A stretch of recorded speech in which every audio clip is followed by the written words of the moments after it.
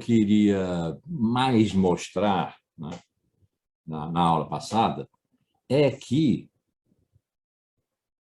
não existem os pobres, menos ainda o pobre, né, como uma figura abstrata e universal. Existem, infelizmente sempre existiram, pessoas desprovidas materialmente, sobre as quais se encangalham uma série de outras privações e preconceitos e regimes de exclusão das mais diversas naturezas. Aqui a gente já viu um aparecer, isso vai ter que ser desenvolvido, mas já viu um aparecer, que é raça. Não sei se foi a Etienne que disse, alguém disse, pobreza tem cor. E, aliás, tem cor e tem sexo, gênero também. Né? É mulher. Mas, sobretudo, tem cor. Não era um problema na cabeça dos antigos, dos estoicos, por exemplo, porque era a Europa branca que se tratava. Mas nós vimos lá como eles eram tratados. Eles eram fatores de sabedoria pela humildade e simplicidade com que conduziam a vida. Isso, para os nossos olhos hoje, é um espanto e um desrespeito. Né? Mas era assim. E vimos como, na Idade Média, como os hebreus tratavam, em termos da paciência, e na Idade Média ainda a caridade entendida no sentido da graça, caris, a graça, não no sentido de distribuir uma grana, dar umas gorjetas, né? Essas coisas compensatórias. Que, portanto, pobres foram diferentemente, em épocas diferentes, coisas diferentes. No momento que é o nosso, e já há muito tempo, Marx tratou disso esplendidamente no século XIX, estamos praticamente 2 séculos depois, né? No Capital, são aqueles economicamente excluídos da partilha dos bens e, em decorrência disso, em última instância, mas não menos importantemente, excluídos das dimensões de partilha política, simbólica, de linguagem. Todo o esforço que se faz hoje, por exemplo, por uma linguagem feminina, como se faz muito na Europa, ou neutra, né? Vai nesse sentido. A linguagem é uma importantíssima arma de dominação. E a linguagem tem sido masculina há milênios. Então, também aí, a linguagem, nas dimensões simbólicas, dimensões políticas, na organização social, nem é preciso dizer, determinado, em última instância, pelo econômico, porque esse é o núcleo da visão marxista sobre o mundo, a visão de classes, né? De dominante e dominado, classe dominante, classe dominada. Nós sabemos, aprendemos que a pobreza, e eu vou dizer como se houvesse uma pequena pobreza, a grande pobreza, a pobreza muito radical, aquela que a gente diz abaixo da linha da pobreza, abaixo da linha da miséria, é, sobretudo, a privação material, quer dizer, o estar próximo da morte por falta de recursos para viver. Não é só recursos financeiros, todos aqueles que o Estado devia fornecer e não fornece, né? De habitação, de saneamento, de segurança. É só olhar o rapaz da câmara de gás improvisada, aquele camburão. Né? Aliás, é uma coisa que me irrita profundamente, me espanta. é que, quando se faz a prisão de uma pessoa pobre, ela é colocada no bagageiro do carro que vai transportar. Os outros não. Entram ali no carro, cuidado com a cabeça. Né? Isso é uma coisa, é quase necessidade de reivindicar os direitos animais, nem os direitos humanos. E como é que pode uma coisa dessa? Bom, esse menino foi gaseificado, aquilo foi uma câmara de gás que se improvisou num carro, né? Pobre negro. Então, segurança, porque o pessoal estava ali para dar segurança, ele estava viajando sem capacete, andando sem capacete, que o Bolsonaro faz todo dia, todas as motocicletas dele. Né? E, bom, então, esse conjunto de exclusões que tem, no fundo, eu não quero repetir linearmente, mecanicamente, a visão marxista da determinância em última instância pelo econômico, porque, embora eu considere, e aí pode ser uma questão da minha geração, estou com 75 anos, a minha geração é a da Revolução, é a que acreditou na Revolução Socialista. E aí a questão era classe dominante, classe dominada, era burguesia e proletariado, né? Isso pode soar hoje assim um pouco ingênuo, porque já era o momento em que o capitalismo integrado, o imperialismo, tornava a possibilidade da revolução cada vez mais remota. Então, eu não quero, assim, mecanicamente repetir a determinação econômica e tal, porque as dimensões transversais, complementares, integradas, de raça, sexo, gênero, condições de dirigibilidade de si próprio na vida, então, por exemplo, as pessoas com deficiências, né, entram aí com uma potência muito grande. Né? Não são simplesmente anexos do tipo, não, vamos pelas classes porque a maioria dos pobres é negra. Mas isso não define que a sua negritude é, em si, um motivo de exclusão, além da pobreza. Então, com essa ressalva, nota de pé de página, procurando, aí, às vezes as coisas se cristalizam na nossa cabeça, né? Procurando não fazer uma repetição mecânica do modelo marxista, mas olhando para a pobreza em primeira instância, não em última instância como determinante, mas em primeira instância como aquilo que se dá visível para nós, a grande exclusão material. E por que a grande exclusão material? Porque o mundo globalizado foi o nosso, pelo consumo. Não era obrigatório. Talvez fosse, não digo uma fatalidade, mas uma decorrência razoavelmente até previsível do desenvolvimento do capitalismo na nossa época, movimento muito refinado, o capitalismo que se financeirizou, que se virtualizou, em que o tal mercado é bolsa, e a bolsa é um virtual de riqueza. Né? Tanto que, de um dia para o outro, esses mega ricos, bilionários, de repente perdem alguns bilhões. Assim, perdem alguns bilhões. Não aconteceu nada, a não ser uma mudança de expectativas. Isso é imaterial. Mas, pronto, ficaram 3 bilhões mais pobres. Então, esse capitalismo altamente refinado, altamente difícil de lidar com. Porque não é que fosse fácil antes, mas antes a gente sabia qual era a estrutura.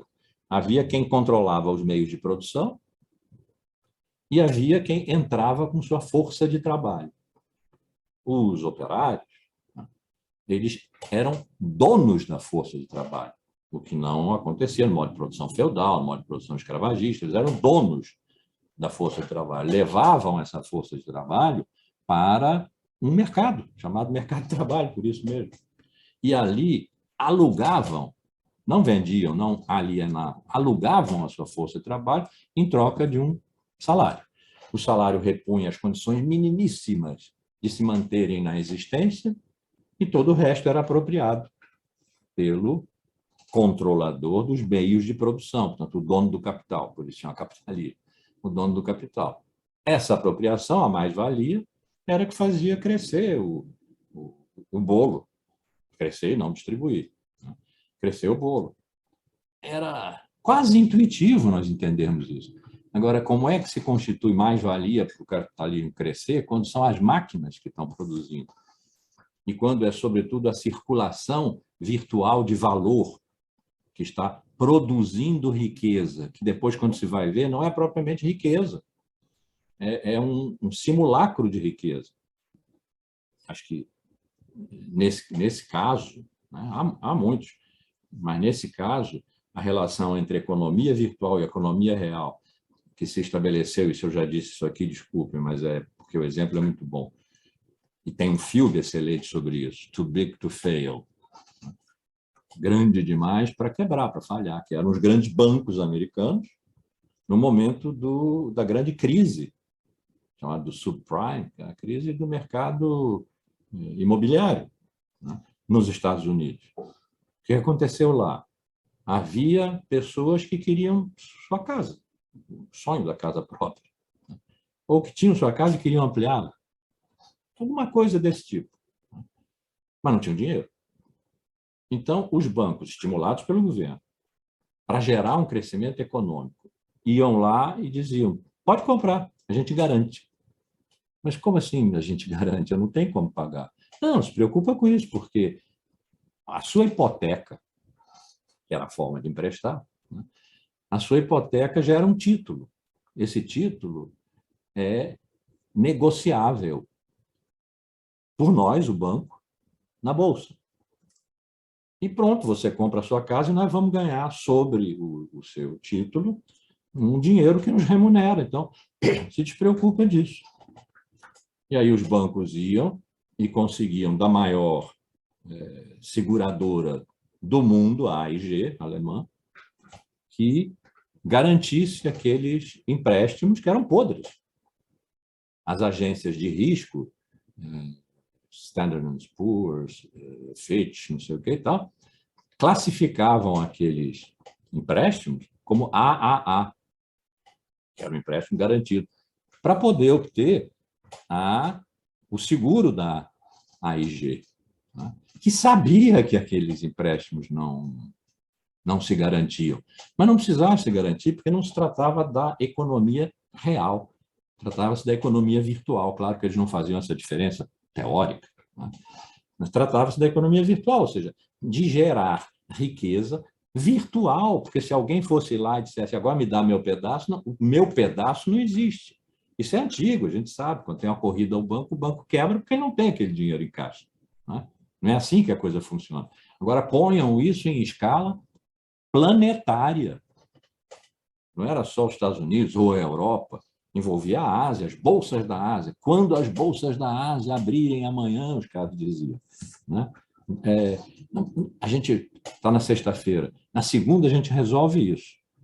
Quando as bolsas da Ásia, não sei o que, aí conversa, que aparece no filme, mas parece que é bastante real, entre o secretário de Tesouro e o presidente do Banco Central deles, né, o Fed. A segunda, não, você não está entendendo. Na segunda, o sistema vai ter acabado. O que significa na segunda o sistema vai ter acabado? Sem que se tenha feito nenhuma revolução, tomado o poder, operários em armas e tal. Significa que aquela riqueza não existe. Não existia. E aí o governo teve que intervir, que lá é uma questão complicada, porque eles são ultraliberais, o governo não fica emprestando dinheiro assim para salvar bancos particulares, já tinha feito, né? Teve que fazer mais. Não é nem uma questão de spoiler, porque a história é conhecida, mas quem puder ver o filme e não tenha visto ainda, veja, porque é extremamente didático do que aconteceu e imediatamente ia acontecer de novo, porque o governo emprestou dinheiro para os bancos emprestarem, para as pessoas poderem pagar suas dívidas, e os bancos emprestaram muito menos do que receberam do governo para começar de novo a girar essa roda infernal, né, do capitalismo financeiro. As pessoas perderam suas casas. E aí o que aconteceu? O que estava acontecendo ali? A economia virtual estava desabando sobre a economia real. que foi chamado de economia real nesse momento, para distinguir de uma outra economia que estava indo muito bem. Foram 10 anos, mais ou menos, de excelente crescimento no mundo inteiro, né? E, de repente, quebrou. Mas, de repente mesmo, em pouco tempo, um mês, sei lá, de repente quebrou. O que isso significava? É que não havia, de um ponto de vista, vamos chamar de realista, né? Essa economia não havia. A economia que havia estava quebrada, porque estava assentada sobre dívidas impagáveis, que, no entanto, tinham sido garantidas pela maior seguradora do mundo, que ia quebrar também, porque não podia garantir os bancos, que iam correr lá para pedir sua garantia, né? Não iam ter. A AIG ia quebrar. A General Motors ia quebrar, porque não tinha mais, os bancos estavam quebrando e ela não conseguia mais financiar seu giro. Era uma empresa do capitalismo antigo, real, produzia coisas, né? Ia quebrar tudo, por causa dessa economia virtual que é a ponta mais fina, e a gente pode dizer mesmo, refinada do capitalismo atual. O capitalismo na sua fase mais avançada de hoje. Esse modo gerou isso e mais a explosão de eficácia das novas técnicas de comunicação e informação, que fazem tudo ao mesmo tempo agora, né? Eu chamo de o princípio dos titãs, tudo ao mesmo tempo agora. Juntando essas duas dimensões, o nosso modo de globalização foi feito pelo, já disse isso aqui várias vezes, pela planetarização da técnica. Então, o mundo se tornou um engenho tecnológico, de espaço, de tempo, de mercado. Também já disse aqui, mas é preciso repetir. Mercado houve um dia em que era o lugar onde se levavam bens para trocar. Depois, bens e serviços. Tá bem, é um mercado clássico. Levam-se agora pessoas, subjetividades, valores, imateriais, tudo está no mercado. O mundo é um mercado. O mundo arrazoado pela eficácia tecnológica se tornou um mercado de tudo. Mercado de tudo.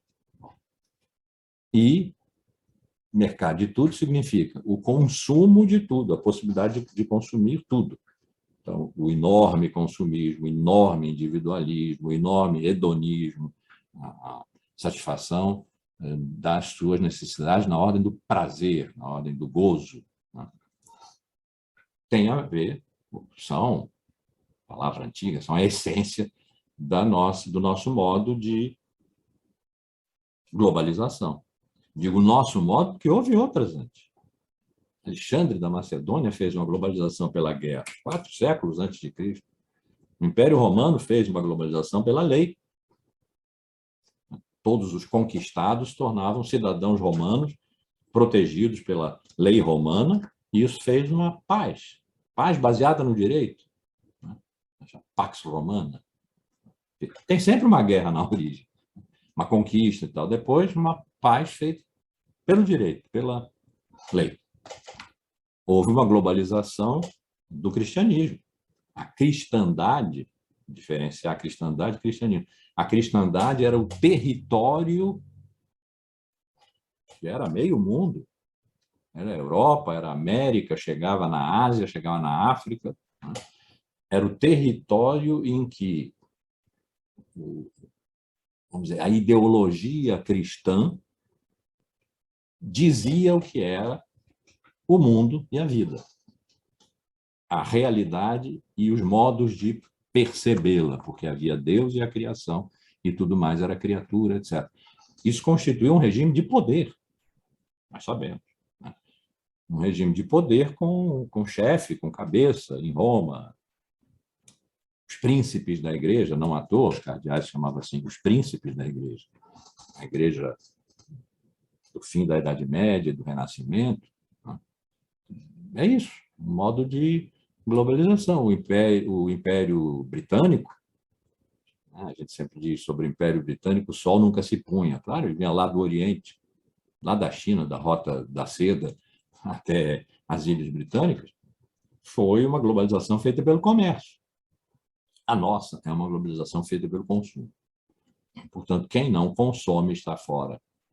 Se o mundo é determinado como mercado e o consumo é a atitude de mercado, as pessoas que consomem em diversos níveis de consumo, né? Mas as pessoas que consomem do mínimo ao exageradamente conspícuo, aquilo que é totalmente desnecessário a qualquer vida, estão no mundo. E as pessoas que não consomem em determinados, em diversos níveis de não consumir, estão fora do mundo. As que não consomem mesmo estão fora do mundo de uma maneira tão estruturalmente determinante que eu desconfio que essa exclusão, esse estar fora do mundo, possa ser irreversível. Irreversível hoje, né? Porque, ao contrário do que nos disseram os pós-modernos, a história não acabou. E, portanto, o que parece impossível hoje não necessariamente é impossível. E é por esse motivo, além de alguns outros que a gente pode, rapidamente consultando sua própria consciência e coração, encontrar, as utopias continuam sendo necessárias. Senão, realmente, a história acaba aqui, acaba no neoliberalismo, no império.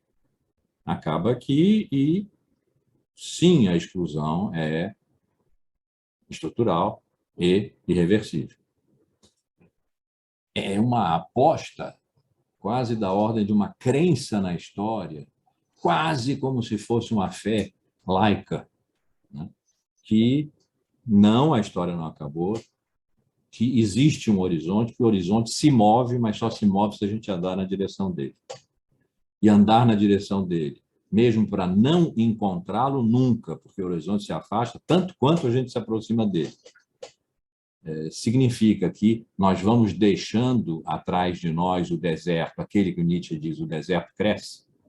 Ai de quem carrega em si um deserto. Eu ouço assim, o deserto cresce, o mundo está se desertificando em todos os sentidos.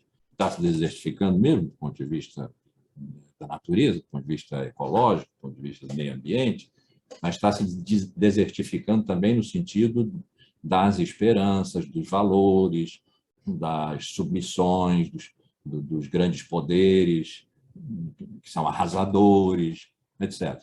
Se a gente ficar parado, o deserto cresce, e aí o ai de quem carrega em si um deserto é justo, é válido, somos nós. Mas se nós nos movemos na direção do horizonte, sabendo que ele vai se afastar 3 passos a cada 3 passos que nós dermos, depois de 1000 passos que ele se afastou, o que significa que 1000 passos nós demos. Se, em vez de olharmos para o horizonte que se afasta, olharmos para trás para ver de onde nós nos afastamos, o deserto pode ter encolhido, dependendo de como nós caminhamos, fazendo o que, em que companhia. Por isso que eu digo sempre, as nossas vidas comuns e o que nós fizermos em comum com as nossas vidas. É aí que está a possibilidade de andar. Isso envolve a questão de solidariedade.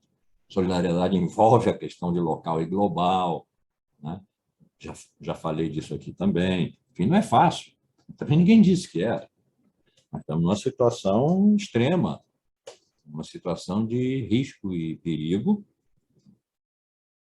E aí só me vem à cabeça o verso de Hölderlin, de que Heidegger gosta tanto e usa toda vez que se vê em grandes apuros. Isso é maldade dizer isso de Heidegger. De onde vem o perigo, daí também provém a salvação. O perigo é a de desertificação da vida. Daí provém a salvação. Porque se nós caminharmos na vida, nós nos afastamos do deserto. Ou Nietzsche puxa Nietzsche, né? Eu não sei se eu já falei disso aqui, são tantos cursos, mas no começo do Zaratustra tem um fragmento que se chama As Transformações. Transfigurações. Transfigurações, obrigado, Alexandre. Se fosse na graduação, eu diria meio ponto na sua média. As transfigurações do espírito, em que ele mostra a história, como ele a vê. O homem, o espírito é o humano, demasiadamente humano, título de livro dele, né? Humano, demasiado humano. O demasiadamente humano é aquele nós, aquele humano, que aceita carregar nas costas todo o peso dos valores inventados lá por Sócrates, que era o inimigo, coitado, lá por Sócrates, os valores que julgam a vida. E, como Nietzsche diz, a vontade de julgar já é condenação. Que julgam e condenam a vida. São o belo, o bom, o justo e o verdadeiro, tomados como valores abstratos, né, que julgam o concreto da vida, a força da vida. Retiram essa força, amesquinham essa força e nos levam, a nós humanos, à posição do último homem, o homem que deseja morrer e tal. O camelo vai para o deserto e lá luta com o dragão. O dragão, eu quero. Não, perdão. O dragão, tu deves. E o camelo, que nesse momento se transforma no leão, porque o leão é que é capaz da luta, que ainda é uma negatividade, ainda tem contradição aí. O leão diz, eu quero, e vence. E após a sua vitória, após não haver mais o tu deves, ou seja, a estrutura do dever, do ressentimento, da culpa, que obriga o homem a se submeter. Obrigam, né? Ressentimento, culpa. Está lá na segunda dissertação da genealogia da moral que a Fabiana começou a ler ontem. Nesse momento, ele se vê livre, o leão, para se transformar na criança. A criança é que só tem futuro, está em puro devir. Não tem passado ao qual prestar contas, ao qual se submeter. Então, aí é que o deserto começa a encolher e o caos do devir, que não tem regra, porque não está na ordem da causalidade, daquele passado todo determinístico, regido pelos valores, etc. Esse caos, é preciso trazer um caos dentro de si para acordar uma estrela que dança. Aí está a utopia. Acordar uma estrela que dança, né, movendo o caos dentro de nós, é uma inspiração, como há outras, né? Marx deu uma, e Nietzsche, tão anti-marxista, né, que foi, deu outra. Então, movermos-nos na direção de um horizonte que foge é também movermos-nos contra o deserto que cresce, deixando para trás de nós, passando do camelo ao leão, do leão à criança. Isso é um projeto de vida, é um projeto de mundo. Aí nós encontramos a grande pobreza, ou seja, a exclusão da possibilidade de pertencer a essa caminhada. Porque quando Nietzsche fala do homem, as transfigurações do espírito, ele está falando daqueles que são capazes de lidar na sua vida com as forças de controle e liberação. Aqueles que são capazes. No mundo pós-moderno, isso o Bauman viu bem, e a grande diferença, ele prefere não dizer pós-moderno, ou ele diz modernidade tardia, ou depois que ele encontrou o líquido, né? Modernidade líquida. que se ajeita em todo lugar, que não tem aquelas regras determinísticas e tal. Ele faz a comparação, ele diz, o moderno, na estrutura que é constante para ele, entre liberdade e segurança, o moderno pede segurança e abre mão de parte da liberdade. E o pós-moderno, a modernidade tardia, abre mão de parte da segurança em benefício de mais liberdade.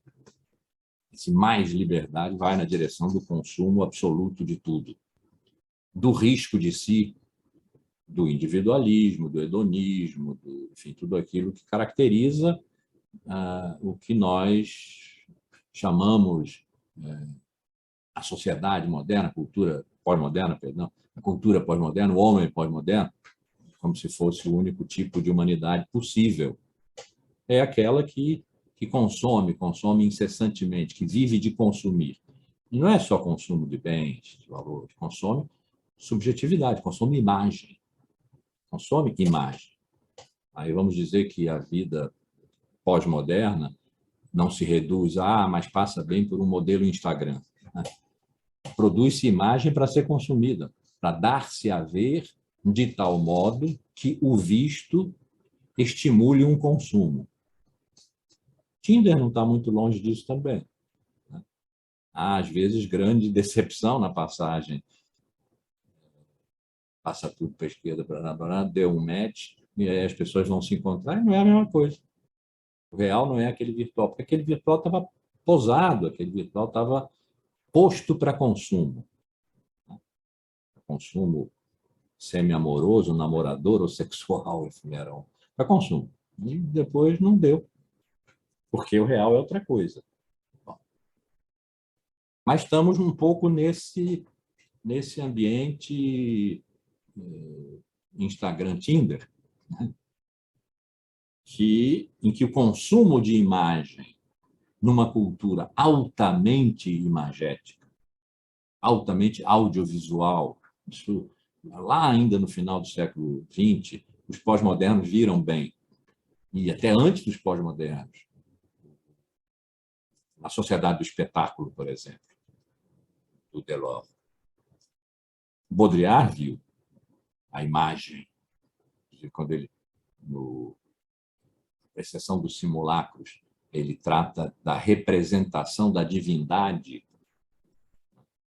e opõe, é uma polêmica milenar, os iconólatras aos iconoclastas. Os iconólatras são os adoradores de imagem. Os protestantes até hoje consideram os católicos iconólatras, né? Porque adoram imagens que estão nas igrejas, os santos, e representam Deus, Jesus, etc., e adoram aquilo. É mentira. Mas, bom, e também é verdade. A religiosidade mais simples faz isso mesmo, beija os pés dos santos, essa coisa. Então, ele diz, os iconoclastas, eles não eram contra a divindade. Eles suspeitavam de que, por trás da representação da divindade, não havia Deus. De modo que aquela representação era um puro simulacro da divindade. E por isso eram contra a representação. Porque, na verdade, ela fazia Deus desaparecer e ficar como um simulacro de si, no reino das simulações e simulacros, que é o nosso. Baudrillard disse, né? Que é o nosso. Estavam protegendo a divindade da quase evidência da sua não existência oculta por trás do seu simulacro. Então, essa estava ali a ideia de que o nosso mundo hoje, o nosso mundo audiovisual, sobretudo visual, é baseado no consumo de imagens, na produção de imagens, no consumo de imagens. Um outro exemplo que pode ser tirado também de lá desse texto, né? Simulacros e simulação, a apreciação dos simulacros, que está no livro Simulacros e Simulação, é a história do imperador que pediu aos cartógrafos do Império que fizessem o mais perfeito mapa. E eles fizeram um mapa perfeitíssimo, que cabia sobre o Império, como se fosse a pele do Império. Mas aí o Império acabou. De onde ele tira, ora o real acabou. O Império acabou. Tem aqui uma vaga ossada, aqui e ali, que ainda se encontra dele, mas não há mais o Império. O que é o mapa, então? Ele não é mais um mapa, uma vez que mapa é o que representa alguma coisa fora dele. Mas a representação acabou. Nós estamos no mundo das simulações. O mapa, então, agora é só uma imagem de si mesmo, que circula entre outras imagens, uma circulação de signos num mundo hiperreal, sem atmosfera, essa é a citação quase literal dele, um mundo hiperreal, mundo simulado, simulado como verdadeiro, mas a verdade não há mais, sem atmosfera. Sem atmosfera é isso, não tem respiração para dentro, para fora, não tem representação, acabou a representação. Então, o que vale são as imagens, e a circulação das imagens, e o consumo das imagens. Então, nós estamos num mundo altamente imagético, em que tudo se consome, não só aquelas coisas materiais que se levavam ao mercado, desde o final da Idade Média. O excedente material, de grãos, por exemplo, era levado ao mercado, ali vendido, transformado em outra coisa, transformado em dinheiro, o que foi gerando uma pequena burguesia, a burguesia e a revolução. E o fim do modo de produção feudal. Não, leva-se imagem também. Modelo Instagram, modelo Tinder é isso, leva-se imagem para ser consumida como imagem, não como real, como imagem. Se quiser consumir como real, acaba dando decepção. Pouco como ali a economia virtual e a economia real. Quando um desaba sobre o outro, é perigoso, é decepcionante. Pode ser, pode ser. Enquanto é pura imagem, está bem garantido. Então, num mundo regido por um processo de globalização, em que o mundo é convertido em mercado. O mercado é regido pela imagem, pela imaginarização de tudo, pela virtualização de tudo. Quem não chega ao mercado é como se não existisse. Está fora do mundo. E foi nesse sentido que eu tinha uma escolha. Podia dizer, bom, tem a classe dominante, que é aquela que ocupa o mundo, e que é múltipla também. Tem 1%, 10% e 50%, e não tem a mesma riqueza, não controla o mundo do mesmo modo. E tem aquela meia-humanidade que está, aquela parte da humanidade, da mesma humanidade, que está fora, que está rejeitada e que talvez não entre mais ou talvez entre a ver. Eu tinha a escolha de continuar pensando assim, que é o modelo clássico das ciências sociais, né? Ou de propor a ideia de que há duas humanidades, não duas humanidades completas, duas humanidades amputadas uma da outra, duas meias humanidades. E isso significa, elas, se são completas, porque a uma faz falta à outra, elas não têm aquele nível de integração, de dependência, que podia ser revertida, como, por exemplo, no capitalismo exacerbado, violentíssimo, em que crianças trabalhavam a partir dos 7 anos, em que trabalhavam-se 16 horas por dia, né? Que Marx escreveu. Mas podia ser revertido pela Revolução. Proletários do mundo inteiro unidos, o que quer dizer é isso. A primeira frase do Manifesto Comunista é: um fantasma assola a Europa, assombra a Europa, fantasma do comunismo. Ou seja, aquilo era reversível. E, portanto, a forma estrutural da relação entre classe dominante e classe dominada, ou classes dominantes, classes dominadas, que aí entra a classe média no meio, que pende para um lado, é pendular, né? Para um lado e para o outro, era uma complementaridade tensa e explosiva.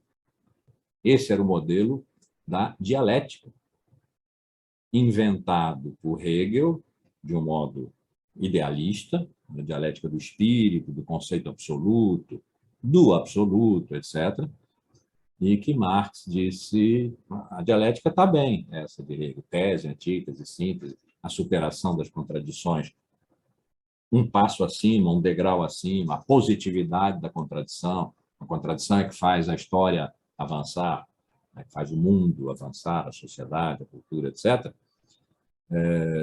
mas está de cabeça para baixo, porque é idealista. E eu vou pô-la sob os próprios pés.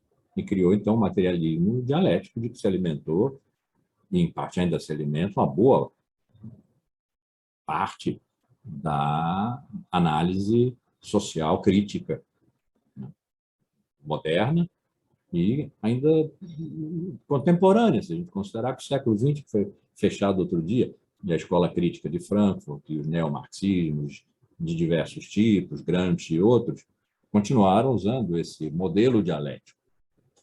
Ora, eu estou assumindo aqui um risco do qual recuarei sem nenhum problema, porque não é um compromisso, né? Mas estou assumindo aqui o risco de, pensando duas meias humanidades, não uma humanidade ela mesma partida sobre si mesma, porque aí o modelo dialético funciona. Eu estou pensando a exclusão como estrutural.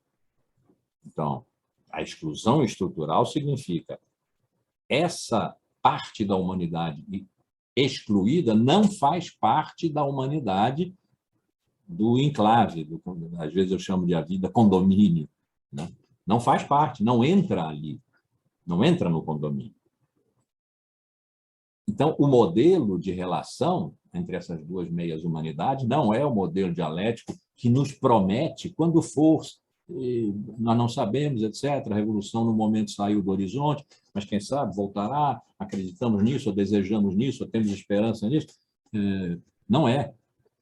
É o modelo, acho que posso dizer assim, o modelo de Heráclito. Heráclito baseou o seu pensamento na ideia de que tudo é tensão, tensão de contrários. Tensão de contrários como de arco e lira, ele diz lá, num dos seus fragmentos. Ou então, o divergente e o convergente consigo mesmo concordam, tudo segundo a guerra e a mais bela harmonia. Eu adoro esse fragmento porque ele só tem antônimos. E o que ali ele quer dizer? Que é a tensão de convergente e divergente que faz a convergência. Não é a diferença, né? A diferença demarcada por identidades irredutíveis uma à outra. Então, ali há uma harmonia porque há uma convergência. Tudo segundo a guerra, ou seja, segundo a diferença que bate, né? Que é tensa. Então, o modelo de contradição ou de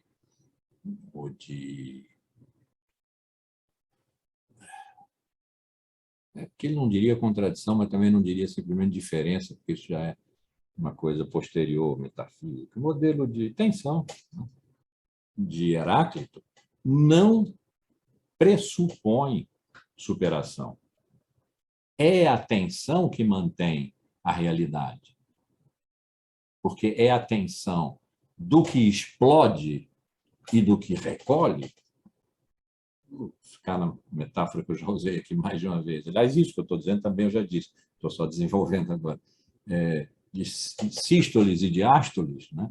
Do coração que manda sangue e recolhe sangue, sem que é a morte. Então, é essa tensão que não pode se resolver sem que sobrevenha a morte.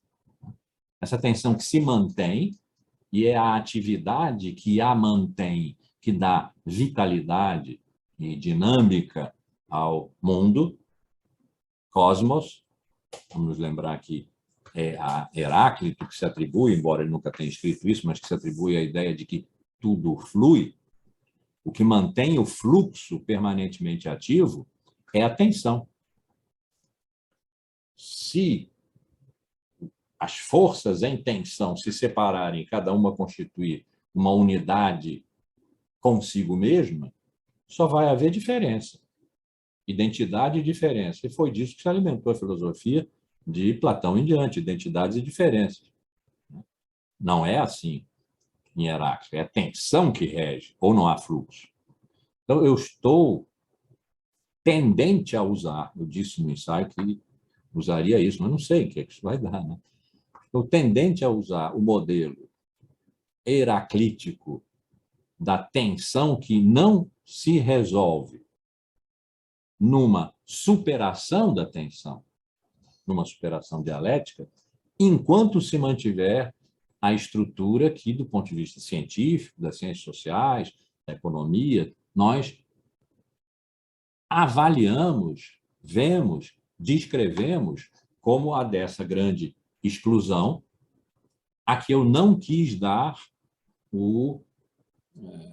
a forma da pura submissão, que significaria a um mundo que domina, segundo o consumo, e que domina um outro, que é dominado.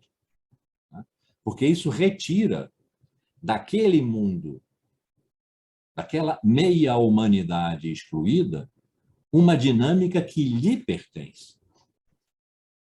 Faria com que essa meia-humanidade excluída se tornasse apenas reativa. Reativa. Quer dizer, a lei seria dada pelo enclave, pela informação, pelo condomínio. E a meia-humanidade que não está incluída nessa lei, que é fora da lei, que é resto, só teria um comportamento possível: tentar entrar, desejar aquilo. Aquilo não significando o mínimo de consumo para se manter em vida e depois mais consumo para poder desenvolver sua vida. Isso é totalmente legítimo, né? Legítimo. Mas ser regida por uma reatividade, essa meia-humanidade excluída, ser regida por uma reatividade, e a reatividade aí, tudo que desejaria seria: eu queria estar no lugar daqueles que estão gozando a vida, eu queria estar no lugar deles, e que eles estivessem no meu, se dane. Essa reatividade é ressentida. E o ressentimento não produz. O ressentimento é uma pura negatividade. E trata-se aqui de que a meia-humanidade excluída produza mundo. Mas não significa dois mundos perfeitamente paralelos. Isso é um delírio distópico, né? Dois mundos perfeitamente paralelos, um que se passa de um modo, outro que se passa de outro modo, e quando eles se tocam, acontecem alguns fenômenos, tipo portal, passa-se de um para outro, né? Não. A natureza desses dois mundos, dessas duas meias humanidades, mas uma e outra tem mundo, se mantiver essa tensão, que eu espero que um dia se possa resolver. Será dialeticamente ou não será dialeticamente, mas que não se mantenha. Mas isso depende, porque eu realmente não sei, e não quero chutar, pelo menos não agora, que essa exclusão seja ou não irreversível.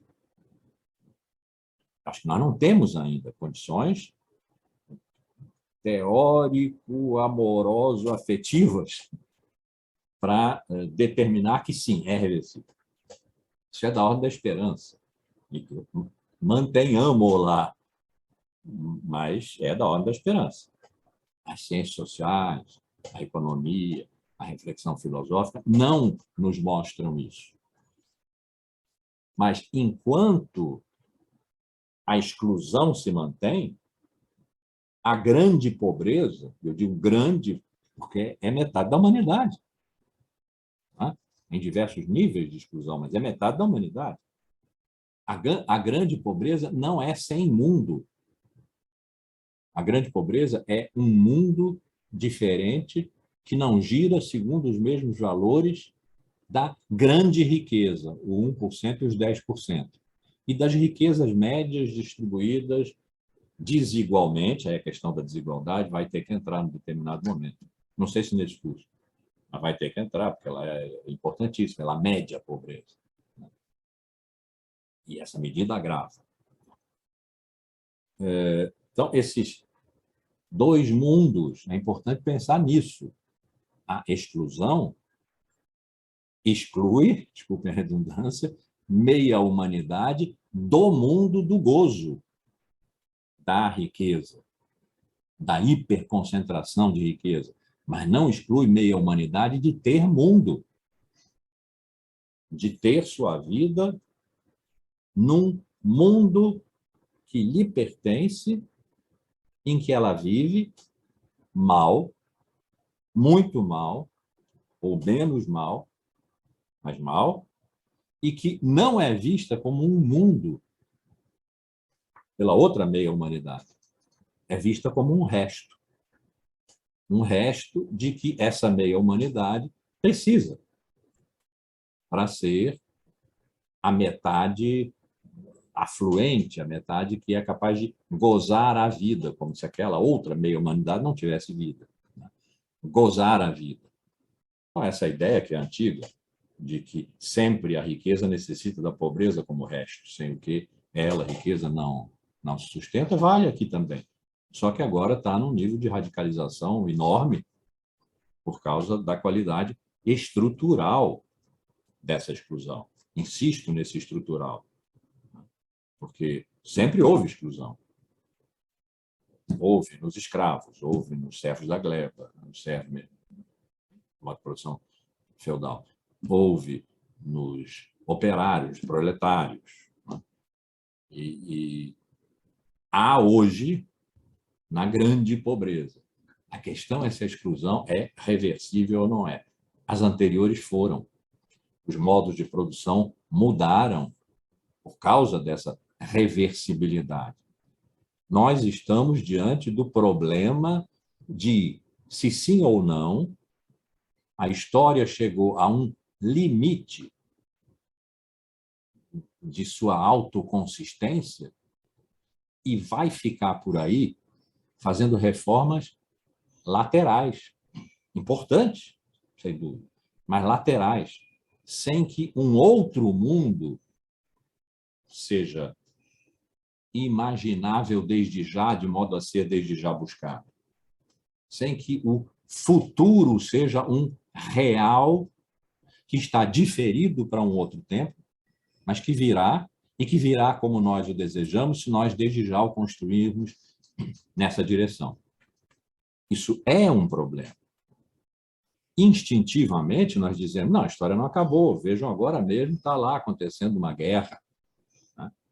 A Rússia e a Ucrânia, a Rússia invadiu a Ucrânia, etc. Isso é história, isso tem passado. A Grã-Rússia, o Império dos Tsares, a União Soviética, tem um passado, esse passado pode ser contado. A questão não é essa, a questão é se há futuro. O projeto de mundo regido pelo tempo que passa é um projeto do século XIX. Ele é novinho, né? Não havia antes. Não é que não houvesse história no sentido de cronistas registrarem todos os acontecimentos do reino de Dom Fernando. É isso que tem a crônica do reino de Dom Fernando aqui atrás de mim, quando eu sentei eu vi. Bom, está tudo contado ali. Se alguém quiser ir ver o que aconteceu no ano de 1400 e não sei quanto, vai lá e encontra. Não é isso. No século XIX, esgotada, provavelmente, tudo indica aqui, esgotadas as possibilidades de compreensão do mundo, da realidade do mundo e da vida com ele, e de nós, os humanos, aí chamados sujeitos, em relação ao mundo da vida, e essa relação sendo a verdade, o domínio da verdade, o uso da verdade, que os modelos antigo, medieval, moderno, lá do século V a.C., dos sofistas, pelo menos, ao século XIX, ao século XVIII, do iluminismo, XIX, da resistência da escola alemã, chamada romântica, ao iluminismo, aos excessos da razão,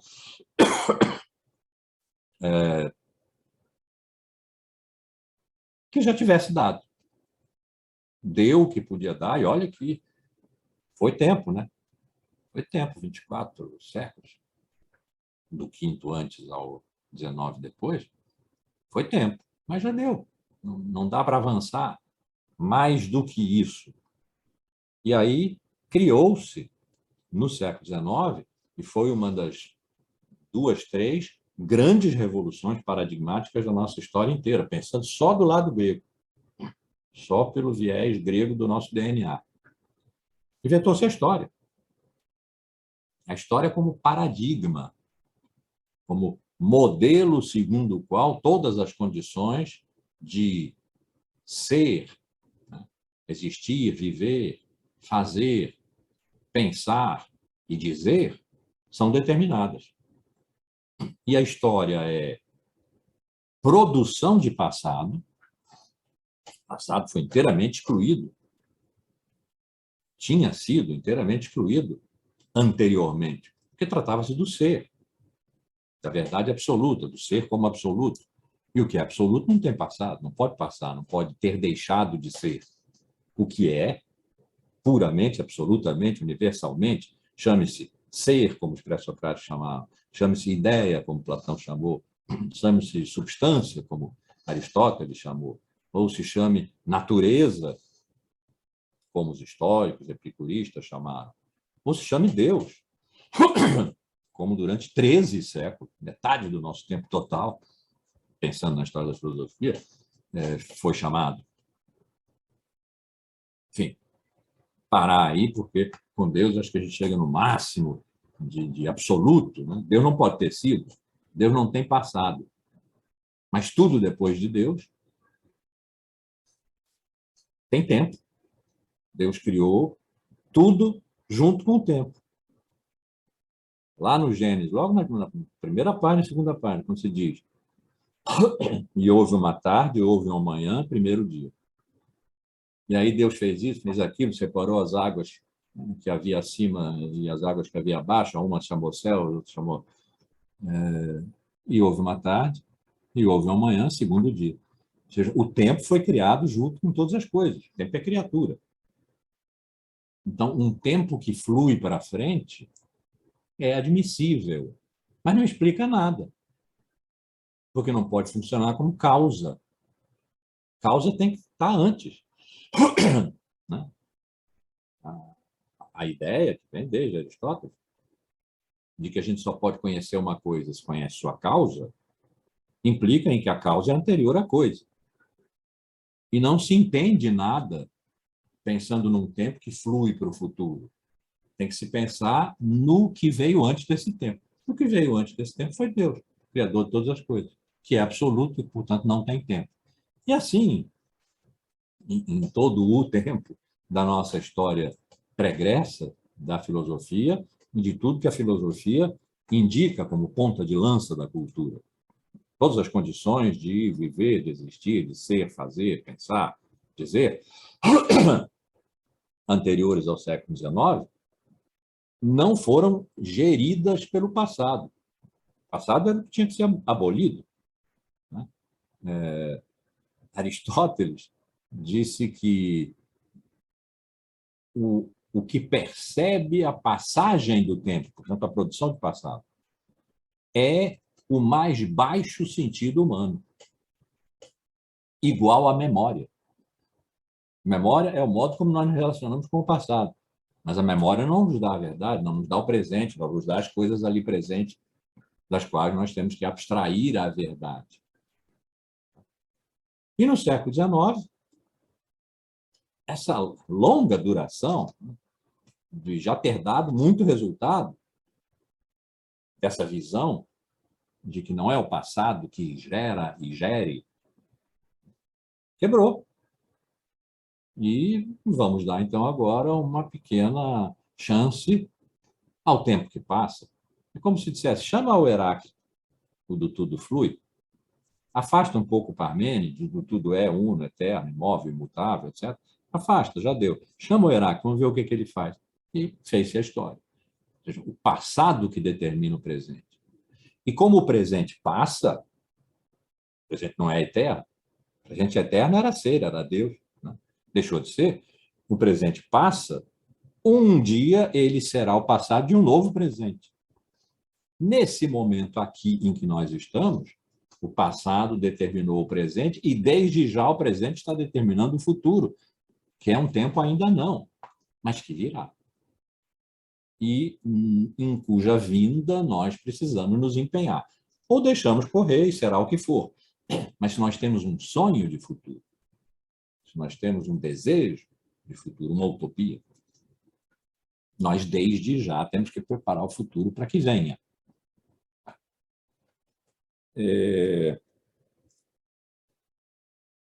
Esse é um projeto do século XIX, não havia antes. Com essas características, não havia antes. Transitou pelo século XX mal e bem. Tão bem quanto mal. O século XX herdou, claro, a ideia de história, a construção do futuro, foi o século das revoluções, as grandes revoluções, as ideias de desenvolvimento, progresso, evolução, são todas ideias do século XIX, estão nos títulos dos grandes livros do século XIX, né? Foram herdadas pelo século XX, sem dúvida. Mas o século XX foi super relativístico, super analítico, de modo que as ideias de totalidade em movimento, da história nesse caso, né, do que eu estou falando, de síntese de contrários, dialética, foi se apagando à medida que o século XX foi avançando. O pensamento do final do século XX, vamos botar Foucault aí. Foucault é um historiador. Ele era mal visto pelos historiadores porque era filósofo, mal quisto pelos filósofos porque era historiador. Na história que ele fazia era uma genealogia, não era uma narrativa causal do passado para o futuro. Era uma analítica, ele chamou assim mesmo, era uma analítica para entender como no presente, na atualidade, aqui onde nós estamos vivos, nós nos determinamos a ser de tal modo que pensamos e dizemos certas coisas e não outras, recortando para trás. É uma tesoura, o genealogista tem uma tesoura, né? Ele recorta o perfil que ele quer ver. Ele não é o observador quase passivo das relações de causa e efeito que pertencem ao tempo e não ao historiador. São objetivas, diante das quais o historiador deve ser neutro. Nietzsche fez a grande crítica a isso. Não é isso de neutralidade, objetividade, a vida pulula por todos os lados, a sua potência, e vocês aí, os historiadores, inertes, neutros, olhando como se fossem objetos físicos, né? Pelo final do século XX, a história já não era esse grande projeto revolucionário de transformação da sociedade e da cultura, do mundo e da vida, na direção de um futuro. O passado, que é a grande dimensão da história, o modelo histórico, o paradigma histórico, continuava ali, mas não continuava ali como algo vivo que produz o presente. Estava ali como o a ser problematizado. a ser problematizado. Isso significa a genealogia é uma problematização do passado em função de questões do presente. Foucault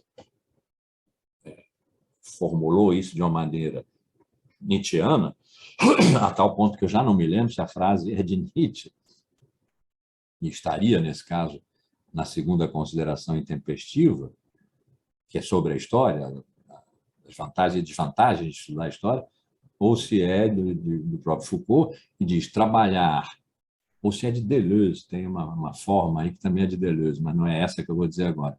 Trabalhar sobre o presente, contra o presente, em benefício, espero, de um tempo por vir. Espero de um tempo por vir. Trabalhar sobre o presente, contra o presente, significa problematizar o presente. E problematizar o presente é perguntar ao passado, não como ele produziu o presente, mas que relações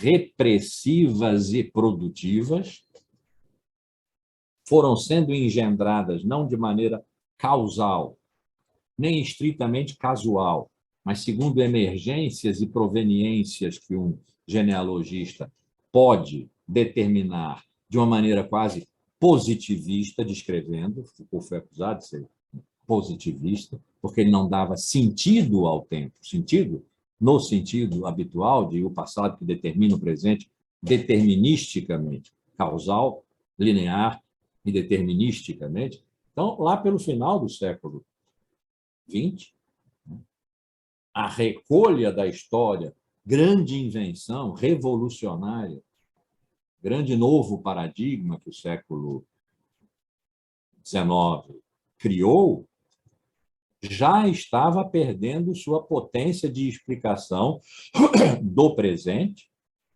pelo passado como sua causa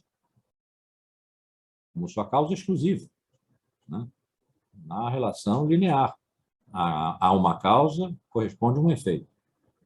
E é porque a uma causa corresponde o efeito, que o efeito, que é o presente, pode ser descrito cientificamente, pode ser descrito verdadeiramente, se conhecer sua causa, o passado. Quer dizer, ir aos arquivos. No final do século, estruturalismo e por ali, décadas de 60, 70, já não era mais assim. De modo que quando, nas décadas de 80, 90, os pós-modernos vieram para dizer que não há mais história, o que eles podiam estar dizendo é que aquele modelo inventado no século XIX para dar conta do real tinha feito o que ele tinha para fazer. Não se tratava mais dele.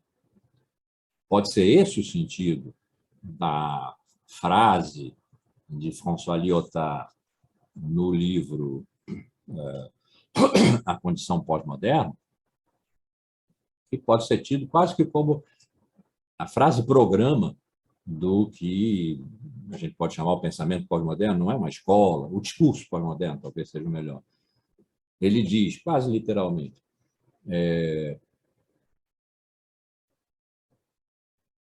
os regimes de legitimação do real criados pelo século XIX perderam credibilidade. Se nós pensarmos que o regime, o grande regime de legitimação do real, como se o real precisasse ser legitimado, isso já é bem fim do século XX, né? De legitimação do real, que o século XIX inventou, foi a história. O século XIX inventou que, se quer saber do real, é preciso contar a sua história, é preciso encontrar a sua origem. A origem das espécies, a origem da riqueza das nações, a origem da família, da propriedade privada do Estado, enfim, origem. Origem, enfim, vai ter fim. Quem inventou o fim da história foi o século XIX, mas era um fim glorioso. Fim que resolvia e assumia em si todo o passado, que aí se tornava de novo absoluto e tal. Então, os regimes de legitimação do real, inventados pelo século XIX, é a história. Perderam credibilidade. Ele não diz são falsos. Ele não diz a história é falsa. Ele diz, perdeu credibilidade. Quer dizer, não explica mais. E este é um sentido, não é o único, mas é um sentido, me parece que é o mais radical e mais inteligente, de dizer que a história acabou. Acabou como sistema explicativo do mundo, da vida, da existência, das condições de pensar e dizer. Não é mais disso que se trata. Então, a sociedade regida pela imagem, pelo consumo de imagens, pela globalização, pela eficácia tecnológica, né? Essa. Então, nós estamos diante de um problema que seria leviano resolver segundo o nosso desejo.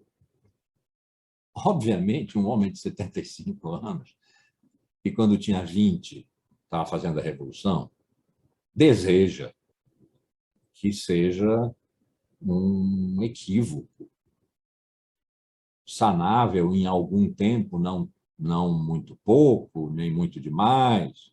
Talvez a gente não veja, como meu amigo Frei Beto diz, eu posso não ver a colheita, mas quero morrer como semente. Né? Então, talvez a gente não veja, talvez veja alguma coisa, mas eu, 3/4 de século vivido no século XX, pedacinho no século XXI, eu quero a revolução, claro. Esse é o meu desejo. O meu desejo, portanto, é utópico, não é distópico. As sociedades distópicas que aparecem nas narrativas, nos filmes, e agora já não só. Nós estamos vendo sociedades distópicas pelo mundo. A grande exclusão de meia humanidade, se ela for irreversível, é uma enorme distopia. É um mundo distópico. Eu, utopicamente, desejo a revolução, desejo a transformação da realidade atual num outro mundo possível. Esse que foi o lema do Fórum Social, né? Fórum Mundial Social, um outro mundo possível, é o meu desejo. E haverá quem tenha o desejo oposto, os neoliberais, os que acham que o mundo chegou ao máximo da sua perfeição e equilíbrio aqui, no mundo como nós estamos vivendo. É leviano, meu ver. É leviano resolvermos um problema com essa magnitude na base do desejo. O desejo não pode sumir daí, porque se ele sumir, se ele desaparecer, se o desejo desaparecer, desaparece o que há de mais vital na vida. Não deve desaparecer, mas não pode ter a pretensão de ser o único caminho de solução de um problema com essa gravidade. Acabou ou não acabou a história? Sempre lembrando, história é um projeto do século XIX. Mas, claro, quando o século XIX instituiu a história como paradigma, tudo que já tinha acontecido entrou no passado. Então, a história não é só um projeto intelectual do século XIX. Esse projeto gerou passado. E é por isso que a gente pode falar lá dos míticos, lá dos pré-socráticos, como fazendo parte de nós, parte da nossa história. Porque eles foram postos na história como passado. Então, logo, esse projeto de que tudo tem uma história, de que tudo é uma história, de que tudo tem um tempo, que o universo tem 13 bilhões e 700 milhões de anos, né? E é assim que nós podemos conhecê-lo, já era o Hubble, agora é o James Webb, manda lá para cima, a gente vai chegar tão perto quanto possível de fotografar a origem, é assim que vai saber a verdade, porque é da origem em diante que se produzem os fenômenos, que não são aleatórios, ou são, e aí é o caos, e é o acaso. Enfim, é uma questão relevante, relevantíssima, né? Mas o século XIX, quando criou o paradigma história, imediatamente criou passado, um longo passado, né? A nossa história. Então, quando Lyotard diz as narrativas, não é do sistema, as narrativas de legitimação, narrativa ainda é pior, de legitimação do real, criadas pelo século XIX, perderam credibilidade, ele está falando de um sistema de pensamento, ele está falando da história como foi inventada no século XIX para dar inteligibilidade ao mundo. Quando se diz que a história acabou, nós podemos estar ouvindo, e é o que nós estamos ouvindo, que a história, como todo o passado, não tem mais eficácia sobre o presente. E é de eficácia que se trata. Perderam credibilidade, por quê? Porque não demonstram mais sua eficácia. O que é eficaz? É a tecnologia. É ela que cria mundo. É ela que cria imagem. É ela que gera consumo. Então, a história teria acabado, e com ela o real, como nós o concebemos, pelo menos desde o século XIX para cá, que tem origem, que tem derivação no tempo, tem fluxo, vai para um fim, talvez um fim que seja uma finalidade, um telos, né? Acabou, e a verdade com ela, com tudo isso. Então, é uma questão muito mais complexa, muito mais séria, muito mais dolorosa do que simplesmente perguntar aquele modelo, aquele paradigma que o século XIX inventou ainda está valendo?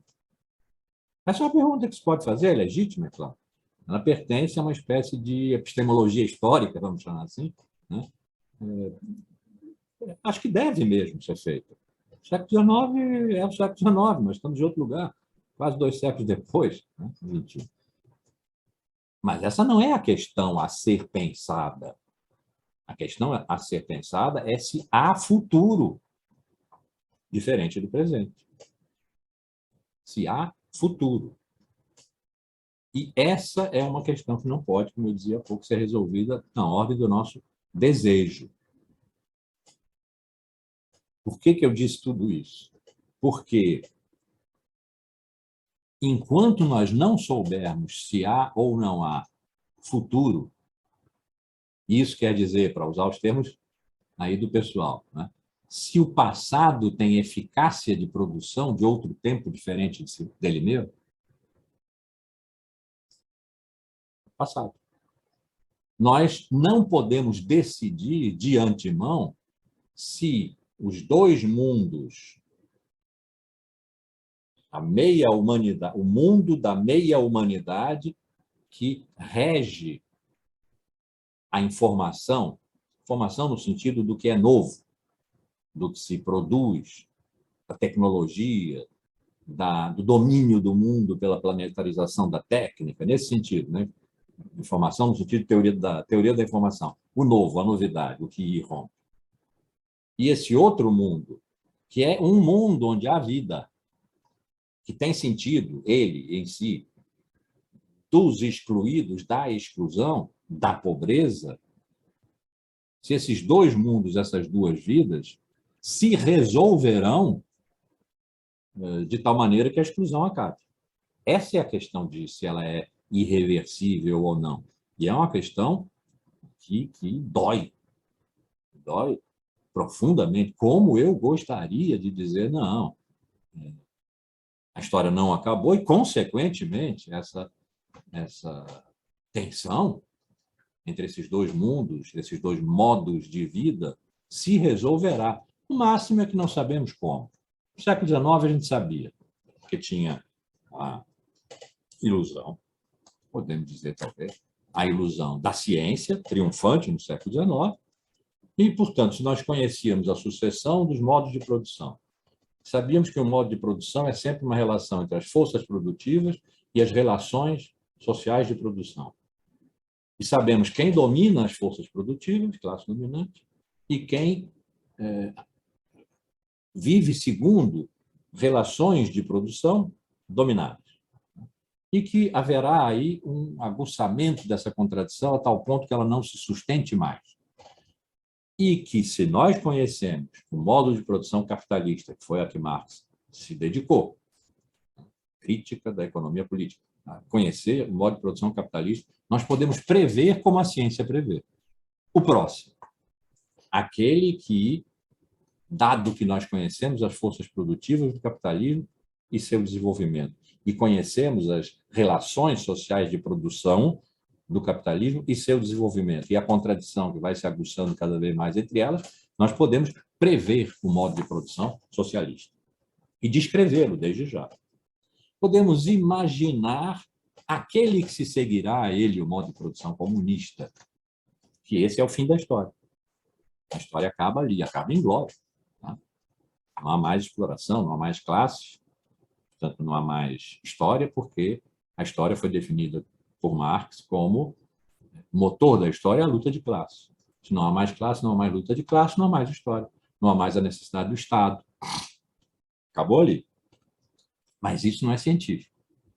Mas dá para prever, desejando, porque o método científico está sendo empregado aí. Nós não temos mais essa disponibilidade à nossa mão de prever cientificamente o que vai acontecer com essas duas meias humanidades, com esses dois modos de vida e mundo que se excluem, em que um exclui o outro. E, sendo assim, é necessário pôr em suspenso a questão da irreversibilidade. A questão da irreversibilidade vai na mesma direção da questão do fim da história. Vão ser resolvidas ou não resolvidas juntas. E é nesse lugar que se coloca para nós a questão do que é a pobreza para nós. Eu já adiantei aqui, não vou voltar a isso, né? Acho que já adiantei umas três aulas a esse respeito, já falei, ou pelo menos toquei. O modo de ser do nosso mundo globalizado é determinado por dois regimes de vida, que são dois mundos. Isso foi o que eu introduzi hoje, né? Para complexificar um pouco o que eu já tinha dito. Um é regido por uma lei, que é a da informação crescente, do desenvolvimento, do crescimento econômico, da acumulação de cultura, da acumulação de ciência, explorando o espaço, as origens do universo. E quantas vezes a gente se pergunta, mas, gente, o dinheiro que é posto nisso não seria muito mais útil, bom, generoso, se posto na fome? É uma pergunta legítima. Mas é uma pergunta que só pode ser feita fora desse sistema. Esse sistema é aquele em que conhecer a origem do universo, se for conhecível, se for fotografável, a origem do universo, resolve um mundo de problemas, mas que são problemas postos por esse mundo. Problemas tecnológicos, faz poder aplicar, sei lá, até em benefício da natureza, novos modos de geração de energia, pela captura de determinados átomos que a gente não conhece ainda, mas que existiram, podem ser replicados em laboratório, enfim, uma série de... É uma lógica de mundo altamente admirável e desejável. Mas a pergunta, esses bilhões de dólares que foram usados para botar esse fabuloso telescópio em órbita do universo, para nos dar informações que nós não temos e que podem ser extremamente úteis, portanto, eficazes. A pergunta, isto não seria melhor posto em outro mundo? No mundo da pobreza? Tem imediatamente a resposta não por parte do mundo em que isso é feito. E a resposta não vem acompanhada de negacionismo, obscurantismo, anticientificismo, retorno à Idade Média, aquelas coisas todas. A ciência se justifica em si mesmo, pelo conhecimento que produz e que reverte em benefício da humanidade. Assim a ciência moderna foi pensada. Reverte em benefício da humanidade. Que humanidade? Quando há duas meias humanidades. Então, a pergunta é feita no lugar em que o dinheiro é gasto. Mas está-se de olho no lugar onde o dinheiro falta. E que se transitasse de um para o outro, este aqui da meia humanidade excluída poderia acabar. Acabar bem, porque que há riqueza suficiente para matar todas as fomes, há a fome de pão e a fome de beleza, de cultura. Há, óbvio, porque ela está monumentalmente mal distribuída. Monumental e intencionalmente mal distribuída. Então, essa pergunta, que parece, às vezes, ignorante, né? Há quem pense assim, a gente usa esse dinheiro para matar a fome, ou para ficar uma coisa mais assim próxima de nós. Trigo é para fazer pão. Pão mata a fome. Aí tira o trigo do pão e põe como commodity. Nesse momento ele não é mais o trigo do pão, ele é o trigo da exportação. Tá bom, a exportação de commodities gera um montão de dinheiro e o Brasil se mantém e não quebra inteiramente por causa disso. É verdade. Em compensação, o deserto cresce. Em compensação, e aliás, o deserto cresce mesmo, porque para fazer essas plantações extensivas todas é preciso derrubar a floresta, né? Nós sabemos, o deserto cresce mesmo. Mas o deserto da fome cresce, porque o trigo está sendo tirado do pão. Tá bom, um agronegocista, ou nem é preciso ir até esse lugar tão radicalizado na resposta não, não, de jeito nenhum. Pode-se pensar nos economistas liberais, né, que são inteligentes e tudo, e eles dizerem não, olha, você está fazendo uma falsa questão, porque o Brasil precisa do etc. Mas a questão só é falsa se pensada a partir da eficácia do agronegócio. Já não estou falando mais do James Webb, né? Se pensada a partir da eficácia real do agronegócio, a pergunta sobre se não era melhor, não é mais útil, não é mais eficaz, é melhor, é mais digno, é eticamente mais correto trazer trigo para o pão e matar a fome de quem está morrendo de fome? Essa pergunta, insisto, é feita num mundo e não pode ser respondida no outro. Ela é feita num mundo em nome do outro, mas não pode ser respondida nesse outro, porque ela preliminarmente é bloqueada no mundo em que ela é feita, como uma pergunta tola, uma pergunta idealista que não corresponde a situações de fato, ao concreto de um país que precisa exportar. Lema de Delfim Neto, né? Muitos aqui não se lembram, mas certamente o Celso se lembra. Exportar é o que importa. Trocadilho ali está de propósito. Exportar é o que importa. É a base do agronegócio. Realmente, as exportações que eles fazem, inclusive de petróleo, a preço internacional, o que aparece na bomba, a preço internacional, o que encarece a gasolina que nós pagamos em real, não em dólar, e o diesel, que vai levar a nossa comida e encarecê-la, e dispara a inflação, tudo isso bate na pobreza. Mas tem sua lógica. Nessa lógica, a pergunta, seria melhor trazer algum trigo? Porque o MST não tem condição de... A pequena agricultura, a agricultura familiar, põe na nossa mesa 70% do que nós comemos, né? Mas não exporta. E exportar é o que importa, porque é isso que dá reservas internacionais que sustentam o Brasil no meio dessas crises todas. Então, é importante reter isso. Dois mundos, duas vidas.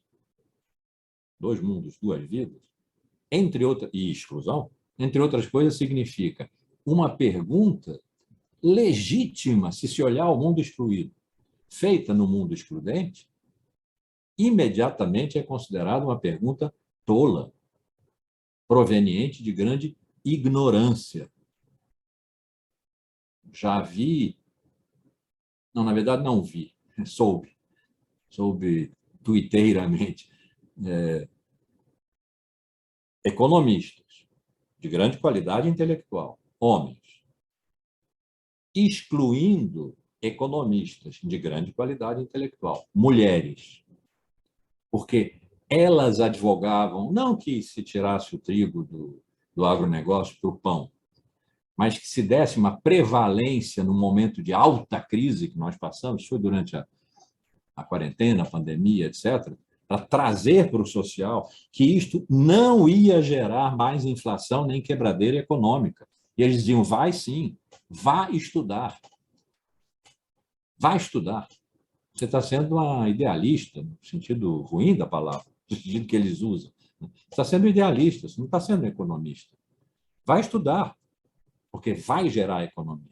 A gente vai ter que emitir moeda. E emitir moeda significa gerar inflação. E a economista lá dizia, não significa. Por isso, e a conversa não podia ir adiante, porque uma coisa estava sendo dita olhando para o mundo excluído, mas ela só podia ser dita no mundo excludente. No mundo excludente, essa pergunta tinha que ser excluída. Vai estudar. Você está fora dessa conversa aqui. Não pode. Então, o ponto em que nós nos encontramos, aquele que eu pretendi avançar um pouco hoje, sim, são duas meias humanidades. Sim, uma exclui a outra. Mas não é verdade que não haja mundo e vida não alimentadas pelo ressentimento e pela reatividade, que são péssimas coisas, nesse mundo excluído. Ele tem sua carne. E essa relação desses dois mundos ainda não temos condição de resolver, imaginar, argumentar se é irreversível ou não. Obviamente, ser irreversível ou não ser irreversível caracteriza de maneiras totalmente antagônicas uma altamente catastrófica e distópica, a outra histórica utópica, mas nós não temos ainda condições de dizer isso honestamente à altura que a questão merece. Então, por enquanto, fica assim em suspenso. Então, foi visto hoje. Tem vida criadora no mundo excluído. É um mundo. Não é movido pelo ressentimento e pela reatividade, quer dizer, pelo desejo do outro mundo. Claro que isso pode existir, né? Mas não é essa a regência do mundo e da vida excluídos. Tem aqui valores, regimes de relação, regimes de solidariedade que não existem no outro, que não faz sentido que existam no outro, naquele que é altamente concentrador. Que solidariedade? Há aqui, no mundo excluído, regimes próprios que o caracterizam não simplesmente como uma negatividade em relação ao outro, nesse sentido que eu falei de ressentimento e reatividade. Tem vida aqui, tem mais vida do que a vida do mundo que nós viemos viver. E o outro nós viemos morrer. Sim, o outro nós viemos morrer. Mas esse que nós viemos morrer vive. É por isso que nós viemos morrer, porque ele vive, está vivo, está bolindo, é um mundo, é uma vida. Tem valores. Por enquanto, eu distingui um do outro, e vamos ver o que acontece na próxima, nesse regime de jazz aqui, né? Por enquanto, eu caracterizei uma e outra como informação e entropia.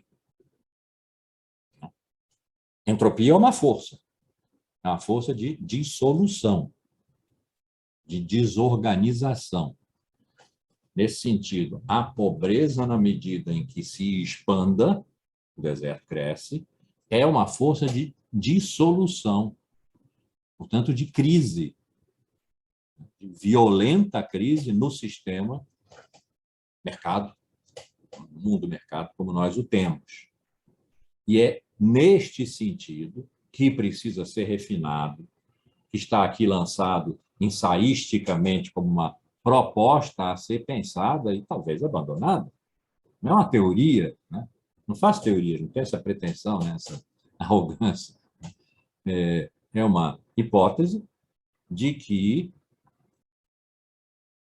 é a força entrópica que conduz o mundo em que nós vivemos hoje. Isso não é uma invenção descabelada. O segundo princípio da termodinâmica, que foi usado como base para a teoria da informação, entropia, negentropia, o negativo da entropia, que é a informação e redundância, tudo isso. O segundo princípio da termodinâmica diz que o universo vai na direção da mesmice, quer dizer, da uniformidade calórica, é um princípio da termodinâmica, da uniformidade calórica e que vai acabar no frio. Não no inferno quente, vai acabar no frio, na indiferenciação. Né? Nós não estamos nesse momento, nem eu digo que a gente vá nessa direção, fatalmente, mas usando esse modelo, o segundo princípio da termodinâmica, que deu a teoria da informação, que nos é cara, evidentemente, isso aqui é uma escola de comunicação. Né? E olhando para o que nós, por 25 séculos, fizemos com a natureza. O afastamento em que nós a pusemos compulsoriamente, até o momento em que não houve mais espaço lá fora da natureza, e o dentro e fora se anularam e o vírus veio. Isso sendo um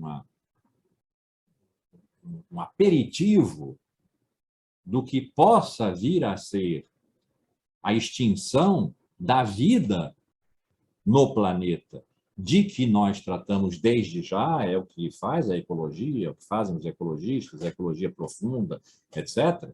Juntando essas duas coisas, me parece que eu tenho o direito provisório de dizer que se a pobreza se alimenta como força, se é uma força, isso é uma positividade, se alimenta pela entropia, se ela é inerentemente entrópica, então, considerando essas coisas que eu acabei de dizer, é correto, se será verdadeiro ou não, vamos ver, é correto dizer que a força regente do nosso momento é conduzida pela pobreza, entropicamente. E que, portanto, aí já vai aqui talvez algum desejo, algum catastrofismo, a força que rege o mundo do consumo, o mundo mercado, a vida condomínio, está destinada à quebra. A gente não fala muito, né? Não, agora o capitalismo finalmente chegou ao fim.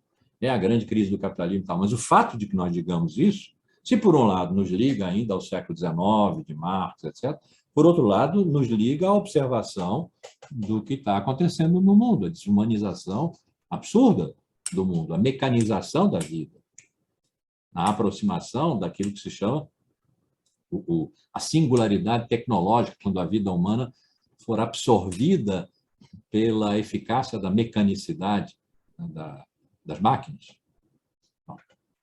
Isso aí tudo está no mundo um pouco da imaginação e do susto, mas está cada vez menos longe como uma possibilidade, não digo probabilidade, não digo ainda probabilidade, mas de uma possibilidade existente no horizonte distópico do mundo esse, o do consumo, da eficácia tecnológica, etc.